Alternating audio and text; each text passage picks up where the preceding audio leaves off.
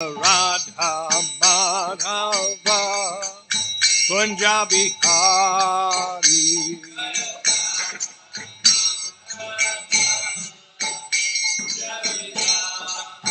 Jaya Radha Madhava Punjabi Hari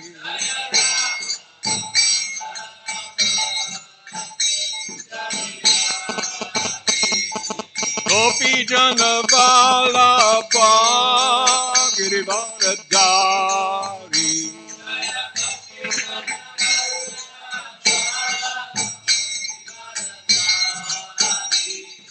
Gopi Jana Vallabha Girivardhari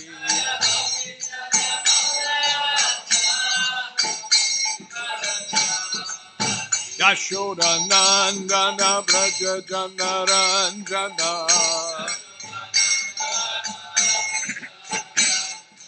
Yashoda Nandana Braja Jana Ranjana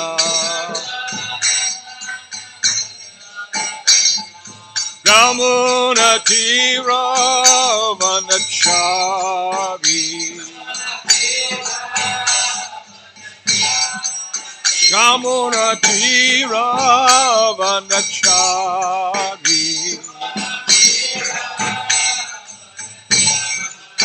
Jaya Radha Madhava Punjabi Hari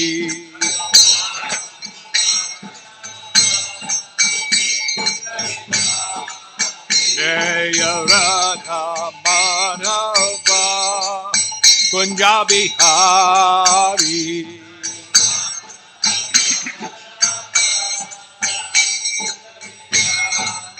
Jaya Radha Madhava Punjabi Hari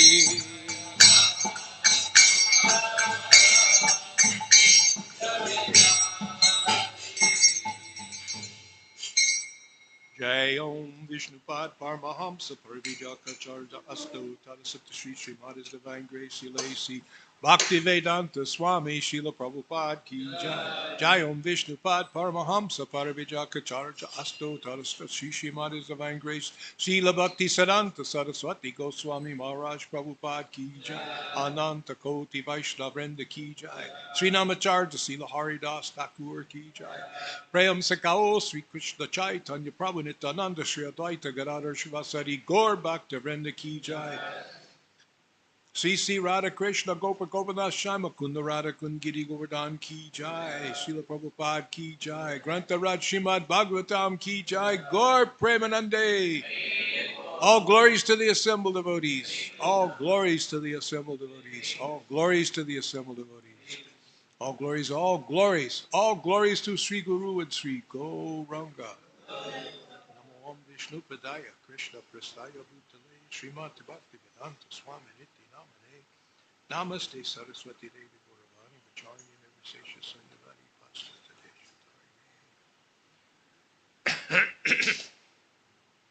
Om Namo Bhagavate Vasudevaya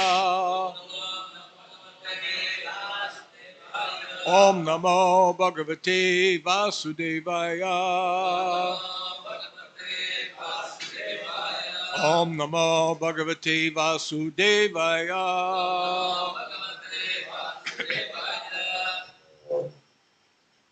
So good morning to all. Thank you for coming. It's good to be back in Newtown. It was a wonderful trip to Aldea, and it's wonderful to be back. So our life is always wonderful, isn't it? When you're in service of Guru and Gauranga, life is always sweet. So today's class is Canto 10, Chapter 64, verses 23, 24, and 25. And I think we're going to chant 25 together.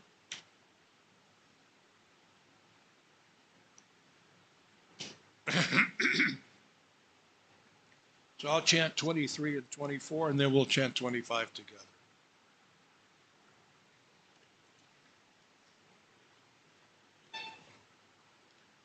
Urvam Nam Twam Asubam Bunksha Utaho Nripate Subam Nantam Danasya Dharmasya Pasye Lokasya Baswatha.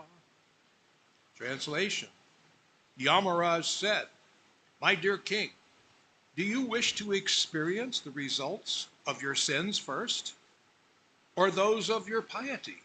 Indeed, I see no end to the dutiful charity you have performed, or to your consequent enjoyment in the radiant heavenly planets."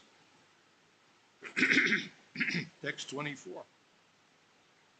Urvam devas subam bunja iti praha pate saha tawada draksham atmanam vikalasam tapatam prabhu. Translation. I replied, "First, my lord, let me suffer my sinful reactions." And Yamaraj said, "Then fall." At once I fell, and while falling, I saw myself becoming a lizard, O master. Makes me wonder, am I becoming a lizard right now? Text 25. Brahmanasya vadanyasya Davadaksyasya Keshava Smritir Nadyapi Vidvasta Bhavat Sandarsanartinaha Brahmanasya Vadanyasya Davadasyasya Keshava Smritir Nadyapi Vidvasta Bhavat Sandarsanartiniha Brahmanasya Vadanyasya Avadasyasya Keshava Smritir Nadyapi Vidvasta Bhavat Sandarsanartinaha.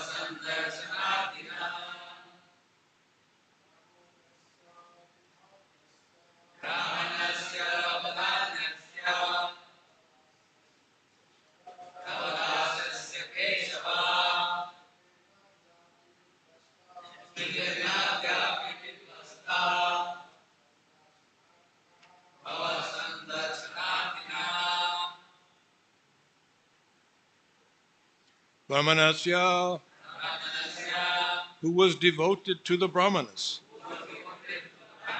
Vadanyasya, who was generous. Tava, your. Dasyasya, of the servant. Keshava, O Krishna. Smriti, the memory. Na, not. Adya, today. Api, even. Vidvasta, lost. Bhavat, your.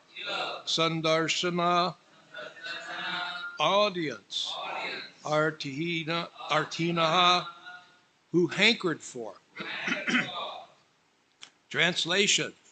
O Keshava, as your servant, I was devoted to the Brahmanas, and generous to them. And I always hankered for your audience. Therefore, even until now, I have never forgotten my past life. So I say, and you can repeat, O Keshava, as your servant, I was devoted to the Brahmanas and generous to them. And I always hankered for your audience. Therefore, even until now, I have never forgotten my past life. Purport. Srila Jiva Goswami comments on this verse as follows. Since King Nriga openly declared that he had two outstanding qualities, namely devotion to the Brahmins and generosity, it is clear that he possesses these qualities only partially, since someone who is truly pure would not boast about them. It is also clear that King Nriga considered such piety to be a separate goal, desirable for his own sake. Thus, he did not appreciate pure devotional service to Lord Krishna. Krishna had not been the only goal of Nriga's life, as he was for Ambarish Maharaj, even in the stage of regulative practice. Nor do we find that King Nriga overcame obstacles like those Ambarish did when Durvasa Muni became angry at him. Still, we can conclude that since Nriga was able to see the Lord for some reason or other, he must have had the good quality of sincerely desiring the Lord's association. Srila Prabhupada confirms the above analysis in Krishna, the Supreme Personality of Godhead. Prabhupada says in Krishna book, on the whole, Nriga had not developed Krishna consciousness. The Krishna conscious person develops love of God, Krishna, not love for pious or impious activities. Therefore, he is not subjected to the results of such action. As stated in Brahma Samhita, the devotee, by the grace of the Lord, does not become subjected to the resultant reactions of fruitive activities.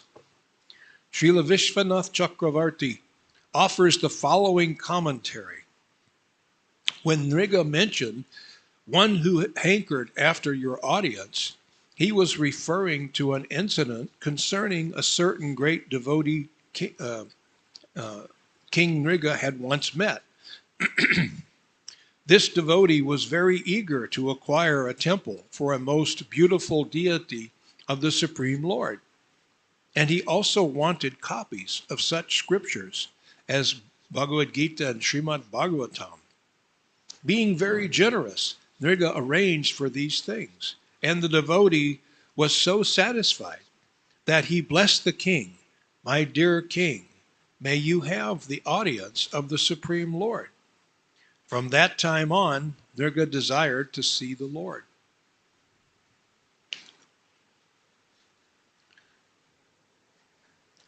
Om Agyantamarandasya Gananjana Shalakaya Chakshur Unmilitam Jena Tasmai Sri Gurave Namaha Sri Chaitanya Manobhishnam Shtapitam Jena Bhutale Swayam Rupa Gada Mayam Dadanti Swapadantikam Hey Krishna Karuna Sindhu Dina Bandhu Jagatpate Gopesha Gopeka Kanta Radha Kanta Namostute Tapta Kanchan Gourangi Radha Vrindavaneshwari Brishabhanustute Devi Pranamami Hari Priye Jai Sri Krishna Chaitanya Prabhu Nityananda Sri Advaita Gadadhar Shivasari Gaur Bhaktavinda Hare Krishna Krishna Krishna Hare Hare Hare Rama Rama Rama Hare Hare.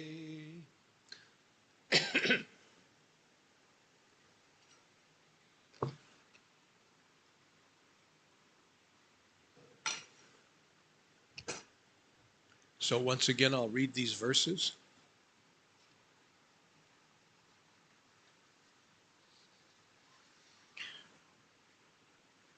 Yamaraj said, "My dear king, do you wish to experience the results of your sins first, or those of your piety? Indeed, I see no end to the dutiful charity you've performed, or your consequent enjoyment in the radiant heavenly planets." I replied, "First, my lord, let me suffer my sinful reactions." And Yamaraj said, "Then fall." At once I fell. And while falling, I saw myself becoming a lizard, O Master. O Keshava, as your servant, I was devoted to the Brahmanas and generous to them, and I always hankered for your audience. Therefore, even until now, I have never forgotten my past life. So, when I read this, I'm thinking, how many times have I heard Yamaraj say that to me? Then fall.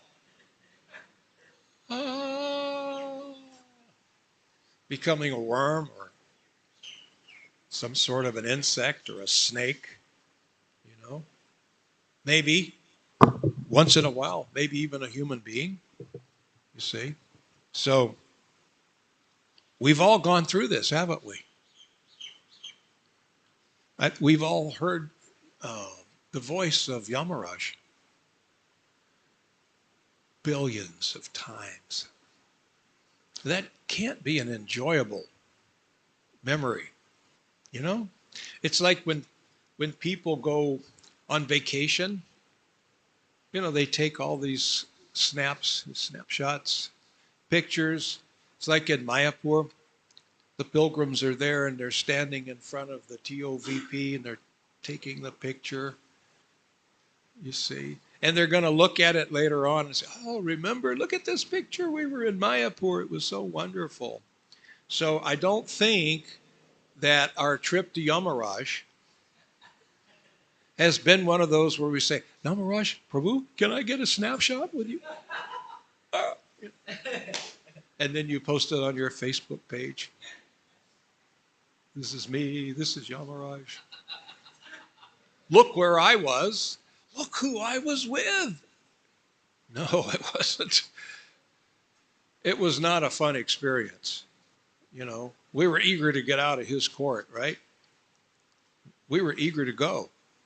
So when he says, "Then fall," which he said to you a lot, we fell. Away we went, off to the next adventure, right? So the next adventure would be maybe the body of a dog, the body of some sort of an animal or whatever, or it just might be the body of a human being. Wow, now I get I get a human form of life to waste. Now I can do all the things that I did when I was a dog. I'm a human being now. But I have a much bigger mind, and I can get more sophisticated in my eating and my sleeping and my mating and my defending. Why, when I'm a dog, I have to depend on my teeth, my claws, right? When I'm a human being, I can hire a bodyguard or 10. You see, I can have closed circuit TV around my house. I can have all this sophisticated defense. But it's still defense. And because I might be wealthy, it's required. Is it a choice? No. If I have enough wealth that people know about it, if you're living well, somebody's going to observe that. And those who observe that you're living well, somewhat might think, "I think I'll go get some of what he has. He has a lot. So therefore, I have to get more sophisticated on my defense." Because I became a lot more sophisticated in my eating, my very special food. I ate rice, dal, chapati. As Srila Prabhupada said, when you work hard and you don't have much money, and it comes time for lunch, a young man, he can eat maybe 5 chapatis along with his sabji, rice dal, you know. So when you become wealthy, you have billions, many crores of rupees.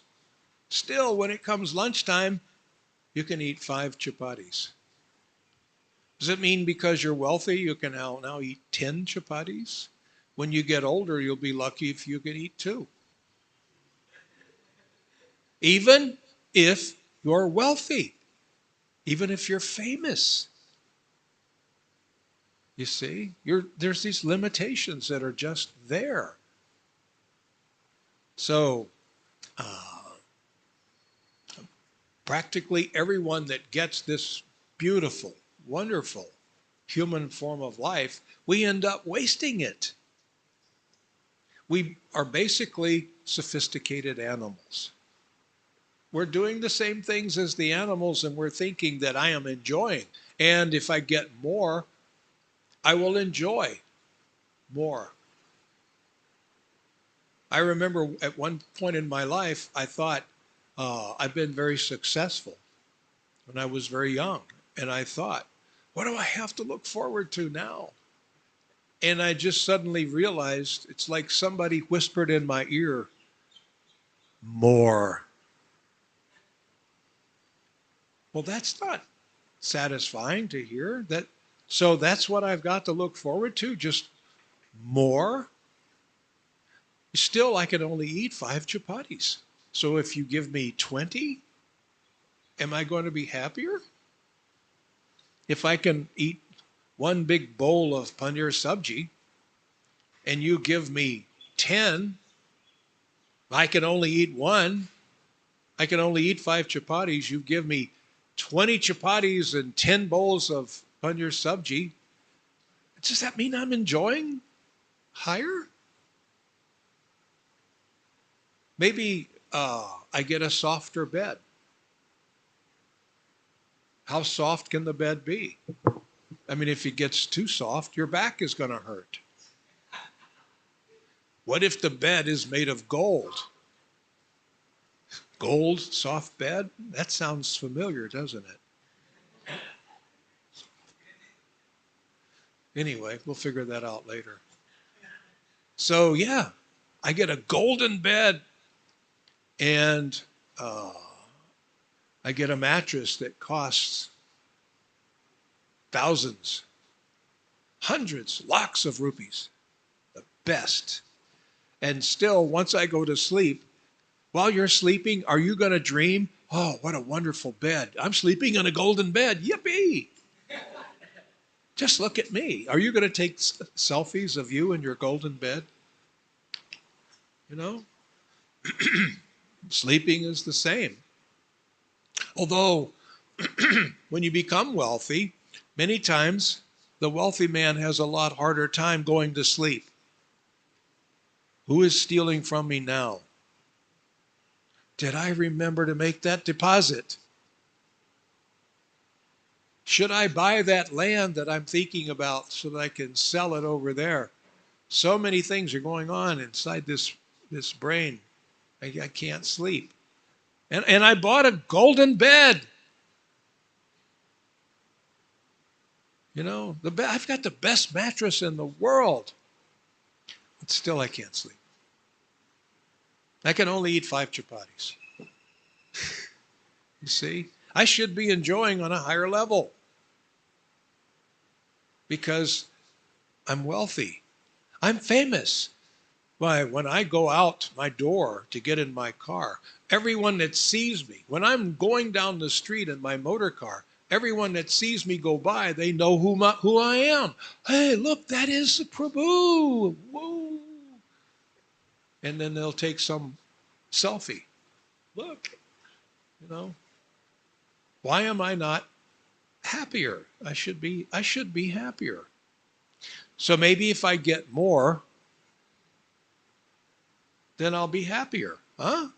It just doesn't work that way.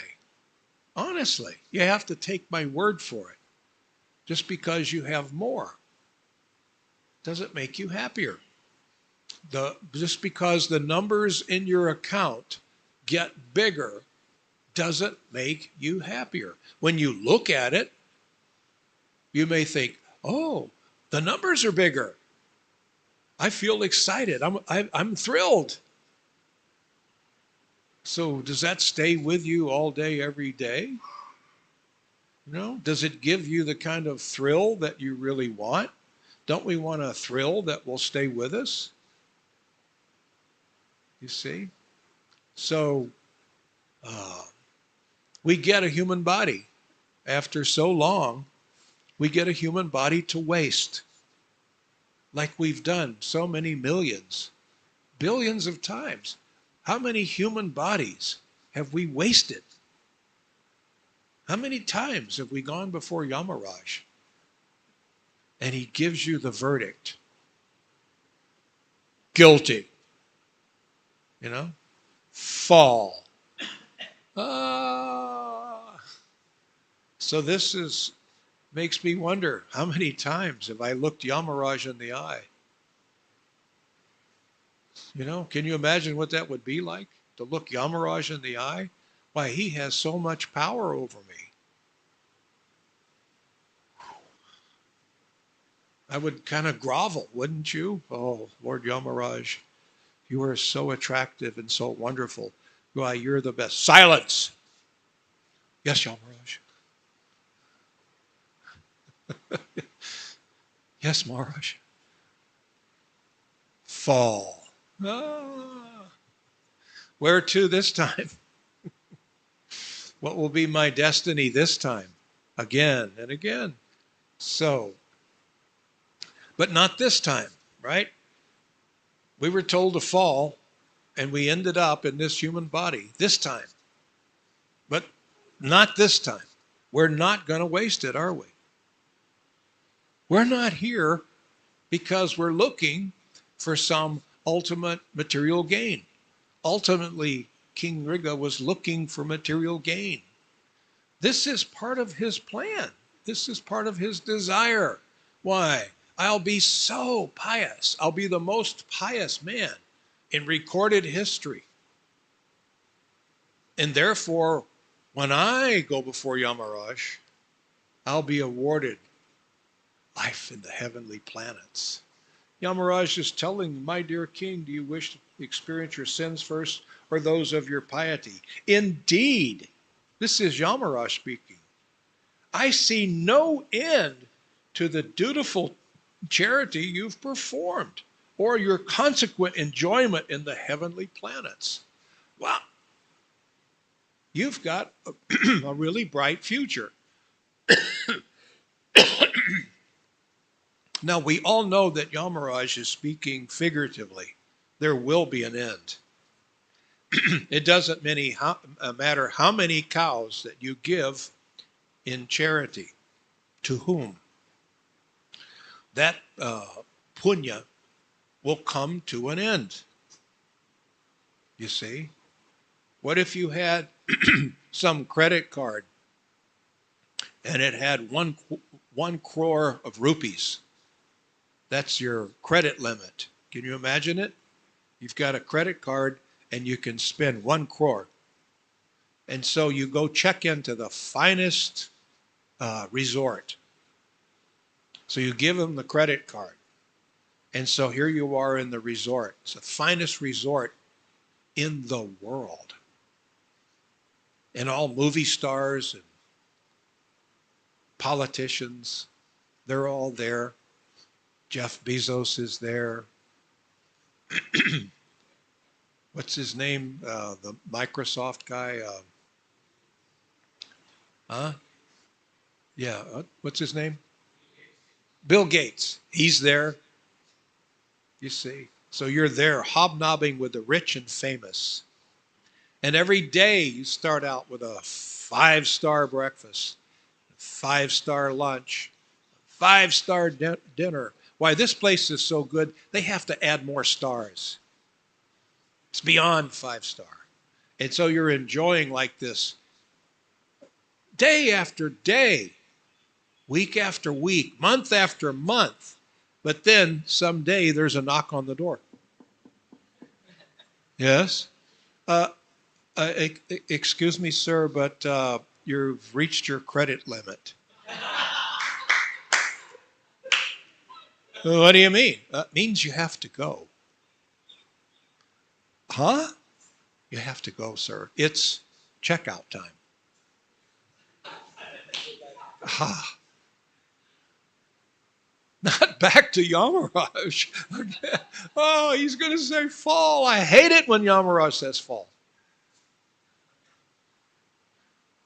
You see? So it's like that. You may have a big punya account, but it has its duration. Ultimately, it will be zero. And it's checkout time. You have to leave. So Yamaraj has given them the choice, you know. Do you want to experience your sins first? Or do you want to go on to the heavenly planets? Now, you can tell that there's an end, although Yamaraj says, I see no end to the dutiful charity you've performed. So that means that if there's no end, and I choose to go to the heavenly planets, and there's no end, then I don't have to worry about my sinful reactions, right? No, this is kind of a trick. Yes, there is an end. He's speaking figuratively. So the king is smart enough to know why my sinful acts will be short, you know, my pious reaction will be very big.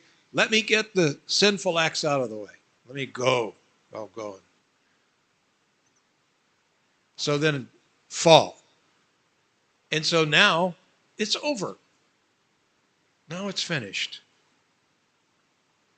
And so he's standing in front of the Supreme Lord.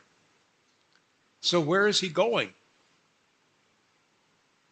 He sounds very fortunate, doesn't he? Standing in front of Krishna. Can you imagine that? Why, he was in front of Yamaraj. Now he's in front of Krishna. But from the indications from what we read here, where is his destiny? He's not going to Goloka Vrindavan, is he? There's no indication that Nriga is going to Goloka Vrindavan, even though he's standing in front of Krishna. He's going on to heaven. Now, to the materialist, that would say, Jai, yes, that's a victory. That's a big-time victory. He's going on to the heavenly planets. But he was in front of Krishna. Well, he was in front of Krishna only because of the blessing of a devotee. It wasn't his pious acts. His pious acts will get him into Goloka Vrindavan. I mean, into the heavenly planets, not Goloka Vrindavan.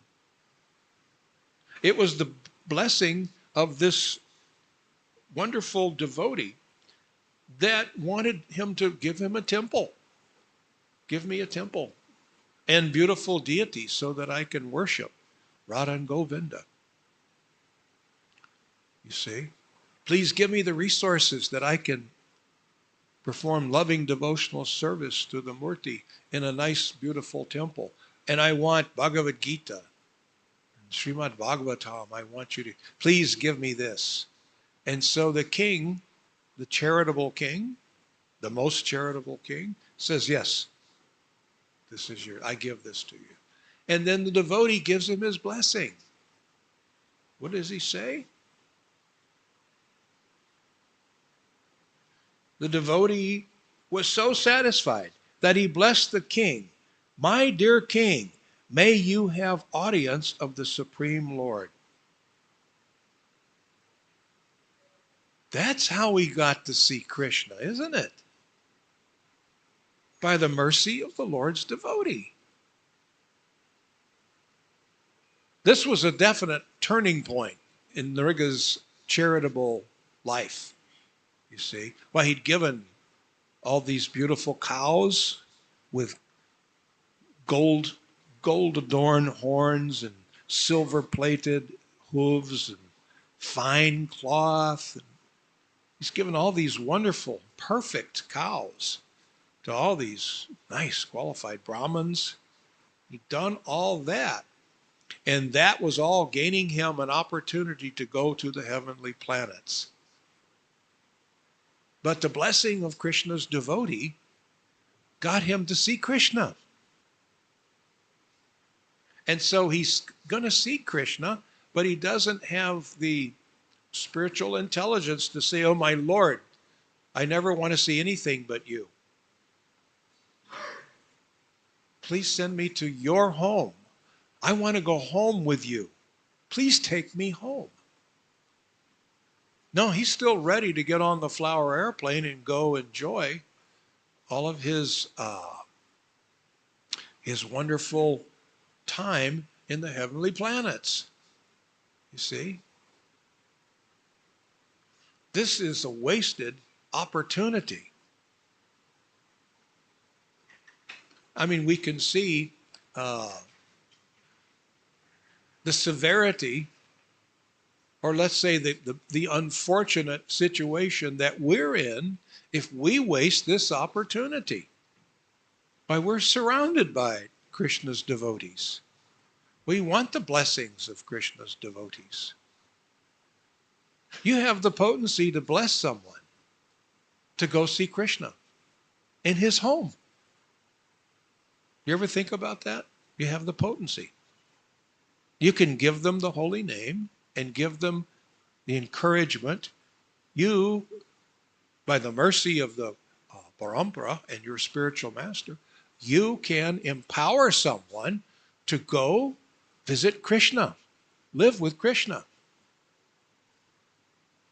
This is possible, and it's also your duty. This is what you should do. Jai Sri Sri Gaur Nityananda. So this is also our duty.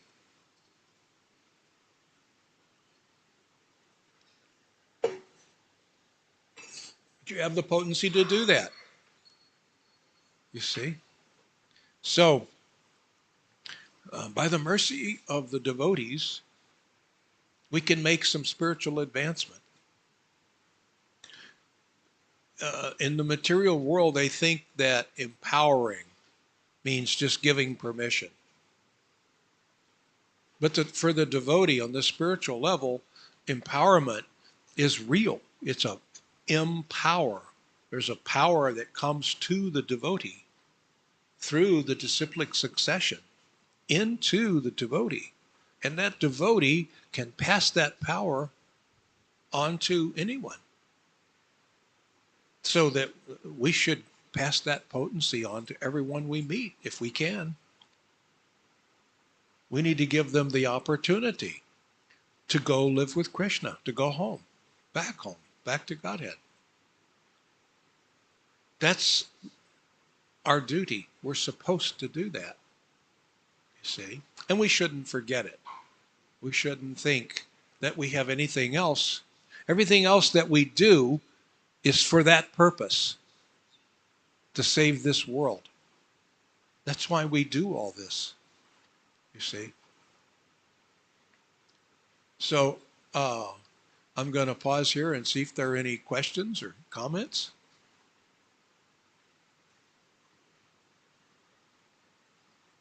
Yes, Prabhuji.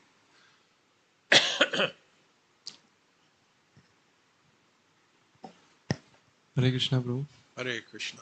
Prabhu, here Niga was telling that I always hankered for your audience and never forgotten my past life. So he was in a way always thinking of Krishna. So that is not his some he can get some spiritual benefit out of it. But he wasn't thinking of Krishna so that he could perform loving devotional service to Krishna. Why, this is the reward for my pious activity. I gave a big marble temple to this nice devotee. I mean, I gave so many cows, so I get some punya. It says in the purport, Jiva Goswami comments on this verse as follows: since King Nriga openly declared that he had two outstanding qualities, namely devotion to the Brahmas and generosity, it is clear that he possessed these qualities only partially, since someone who is truly pure would not boast about them. He was boastful. He was boastful. You see, the devotee doesn't do that. Someone who's seeking to serve Krishna, to be a devotee of Krishna, he's not looking for recognition. He's not looking for it. You know, the devotee doesn't start giving you a list of his accomplishments. The devotee doesn't tell you how many cows he's given in charity. Sometimes the people want to inquire from the devotee, tell me about yourself. I have one disciple who's a very good preacher. And when she meets someone that comes to the temple, she'll say, so what's your story? To get them to talk about themselves. And the more you hear, this is actually a good preaching process. The more you hear from the person who's come out of curiosity, or maybe they're actually looking for the absolute truth, the more you hear about their story, then you know how to preach to them. Get them to talk. That's actually a marketing technique as well. Get the prospect to talk so that you learn about them. When I learn more about you, I have an opportunity to become more personal with you. You see, I can personalize my preaching, my presentation. You see. But King Nriga didn't perform all of this as an offering to Krishna. Not at all. If he had, he wouldn't have wound up a lizard. What would it have been like when he got to 𝐂𝐻𝐈𝐍? Well, wait a minute. He wouldn't have gone to see 𝐂𝐻𝐈𝐍, would he? This whole thing could have been avoided if he was a devotee of Krishna. So yeah, he might have been thinking of audience with Krishna, but this is owed to me. Why, that devotee said, the devotee said I could have that. I'll see Krishna. Why, I want to collect. If the devotee said someday you will receive 1 crore rupees, I want my crore. Put it right there. Or you can PayPal. You can send by PayPal. Just give it to me. You see the difference in mentality. He's in the situation, although he was very pious. One of, if not the most pious person that we know of in recorded history. You see? And yet, he winds up in a well, a lizard. To be saved by who? Krishna's devotees. And by that blessing of Krishna's devotee, he's seeing Krishna. Krishna is not there because of his pure loving devotional service. Krishna is there to see him because he's fulfilling the promise of his devotee. You see? So he's certainly very pious. This is This story shows us the difference between piety and spiritual life. Spiritual life is pious, it's the most pious, but you can be pious and not be necessarily spiritual. Does that make any sense? I mean, we see this here. That's the story of the king. Does that answer your question? Yes, Prabhu. Yes, Prabhuji. Thank you very much for the wonderful class, Prabhuji. You so nicely mentioned that King Nriga was face to face in front of Krishna, but he could have desired to go back to his original home, but he didn't desire to do so, and he wasted that opportunity. And he also said that we are also surrounded by devotees and deities, and we may also end up this opportunity like King Nriga did. I want to ask that many times we waste our time in spiritual life by doing activities which may not be completely spiritual, and we don't realize that. So, how do we become more conscious of our blessing and remain alert in our spiritual life? How do we become more conscious of? Of the blessing we have already received and remain alert. Let's start out by saying to Sri Sigorni Tai, thank you. Thank you, my Lord. The Gorni Tai says, thanks for what? For everything. Why, you give me everything, my Lord. You give me this wonderful life. You give me this wonderful association. You give me this wonderful prasadam. You give me this wonderful kirtan. You give me your presence. I get to see you every day. Thank you. That's called gratitude. We need to be grateful and thankful. Grateful, thankful go hand in hand. My dear Lord, I am grateful. Once in a while, force yourself as often as you can to stop and say, thank you, my Lord.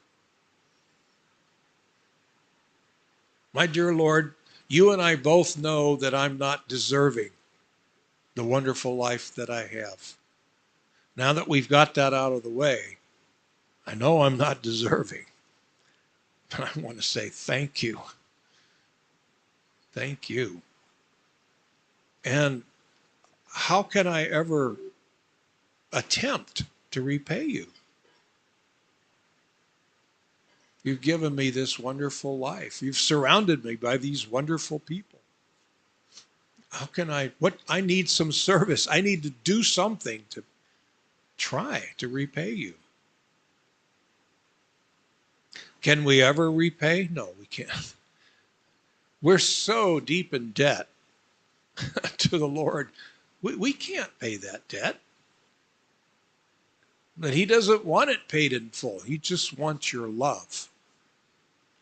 Basically, he wants you to want to pay him back. You can't, but you should want to. And sincerely, I want to. Why, I dedicate my thoughts, words, and actions to serving you, my Lord. Please instruct me. Tell me. Use me. Give me your plan. You see? So now I'm starting to surrender out of gratitude and thankfulness, but I sometimes might have to remind myself. It's like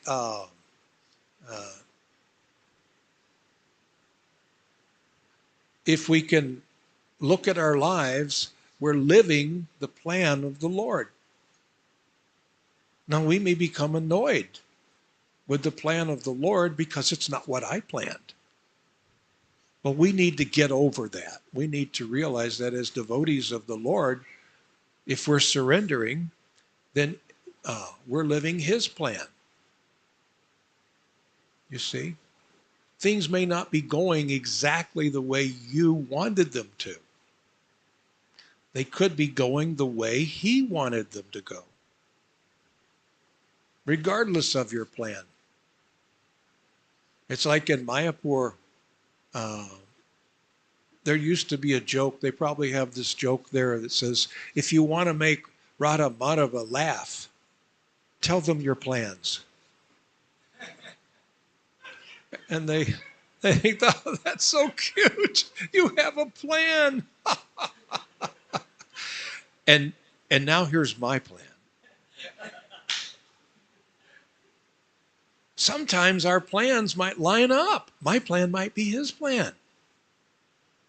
But probably not. You know, I'm not expert at making plans for his pleasure yet. I'm still trying to make my plan. You see? So, but once in a while they could line up that my plan turns out to be Krishna's plan. But don't be surprised if it's not. And if we see that happening, we need to surrender to Krishna's plan. We can't become upset or annoyed because I'm not getting the plan that I had. You see? For some reason, once I came to India this time, why, I had planned on staying here, associating with this wonderful devotees, the association of Gaur Nitai, fabulous Newtown Prasadam, maybe for a week, 10 days. That was people were saying, when will you get to Mayapur? Oh, I'll be in Newtown, week, 10 days. Well, as it turned out, I think they had a different plan, didn't they? And that's all right. It's wonderful. Their plan was better than mine. No, you're going to stay 3 weeks. We've already made the arrangement. And during that 3 weeks, we've got this planned, and you'll make this trip, and you'll do this, and you'll do that. So I found out their plan. They had a plan. Why? Their plan, as usual, is much better than mine. I don't know why I had to ricochet through and go in 7 to 10 days. I don't know why. It just looked on the calendar like that's what I should do. You see? So, once in a while, even when things go different from our plan, we have to say to the Lord, thank you so much. Thank you for allowing me to be where I am and associating with who you've associated me with. Thank you, my Lord. Thank you. Thank you. I am thankful. I am grateful. And I'm even more indebted to you. It's a debt that we cannot pay. I remember one time at Srila Prabhupada's Vyas Puja, one of his female disciples, and I don't remember who it was, said, Srila Prabhupada, I can never repay you. How can I possibly repay you? Repay the debt that I have to you. And Prabhupada said, for now it's better that you remain in my debt. Remain in my debt. You'll try hard to please me. Can we ever pay back what the spiritual master has given us? No, we can't. It's a debt that we cannot pay back. We're going to default on that loan. But it's all right. You just make all the payment you can. So our debt to the Lord, our debt to Sri Sri Gaur Nitai, when we see them in the morning, has gotten bigger overnight. It's bigger today than it was yesterday. And I'm serving like everything, but I just can't pay this debt down. And all he wants me to do is, you just try. You just keep on trying. That'll demonstrate that you care and that you love me. That's loving devotional service. It's not like Lord Chaitanya is going to send a debt collector to your room, say, you're not paying up your debt to the deity, so you have to go. No. We want to try. We certainly want to try to pay back this debt, but we can't do it. And all the Lord wants is for you to just try. You just want to. That's enough. So keep it in our mind. I'm grateful. I am grateful. I am thankful. Even when it's not going as planned, even when there's challenges, grateful every minute. Is that a good answer? Anyone else? Jai. All glories to Srila Prabhupada.